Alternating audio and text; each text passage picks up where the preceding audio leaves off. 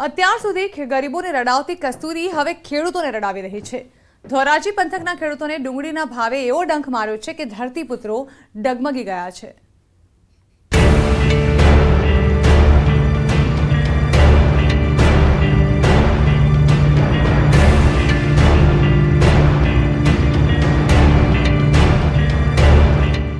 ધોરાજીના ડુંગળી પકવતા ખેડૂતોને ડુંગળીના ભાવ મારી રહ્યા છે ડંખ।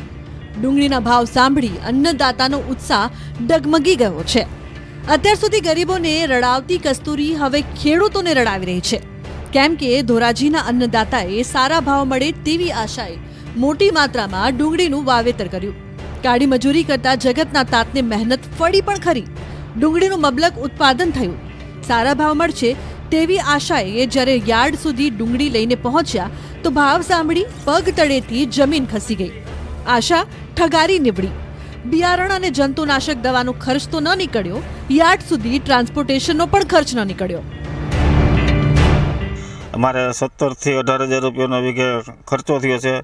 પોષણ ભાવ જો એવા ભાવ મળતા નથી, એને અહીંથી યાર્ડે પહોંચાડવાનું ટ્રાન્સપોર્ટિંગનું ભાડું ને આ બધું વધી જાય છે। અને ભાવ છે પહેલાં જે હતા 200 થી 250 રૂપિયાના, હાલ ક્વોલિટી નબળી અને આવક વધારેના હિસાબે 150 થી 200 રૂપિયાના ભાવ છે। હાલ ધોરાજી યાર્ડમાં ડુંગળીની દરરોજ 1500 થી 2000 ગુણીની આવક થઈ રહી છે।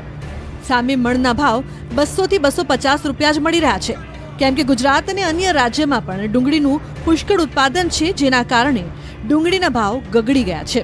ત્યારે હવે અન્નદાતા સરકાર વારે આવે તેવી આશા રાખી બેઠા છે।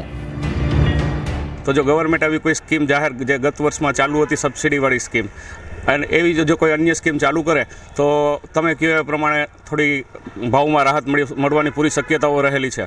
તો કોઈ પણ વ્યવસ્થા વાહન કે ટ્રેનની વ્યવસ્થા કરે તો ડુંગળીના ખેડૂતોને ભાવ સમચક મળે, અથવા ભાવ બંધનું કરી ડુંગળીને જે ખેડૂતની પડતર કિંમત છે ત્યાંથી જ બીજ ચાલુ કરે તો ખેડૂતને વળતર મળે।